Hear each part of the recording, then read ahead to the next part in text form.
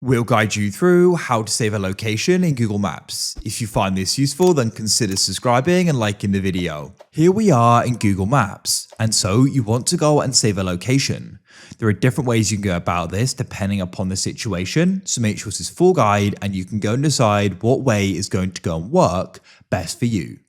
So, for example, you may be in the situation of where it's a shop, a coffee shop, a place. Let's go and zoom in. Let's go and say I wanted to do this with Windsor Castle. What you can do is go and tap on it. And I'll show you in a moment what to do if you want to go and stay somewhere which has not already got like a tag. So if you do have a tag and you selected it, you can scroll along this row of options until you find the option for save, and you can go and tap there, go and press new list and go and name it what you want. I could go and name this saved or important or whatever I want, give a description and press create, and we've then gone and added it and saved it. Now, if you want to do somewhere which you haven't already got a tag or like a name, what you can do is go and tap and hold your finger anywhere and a pin will be dropped and you can find the option for save and you can then go and add it to a list or create a new one. That's it.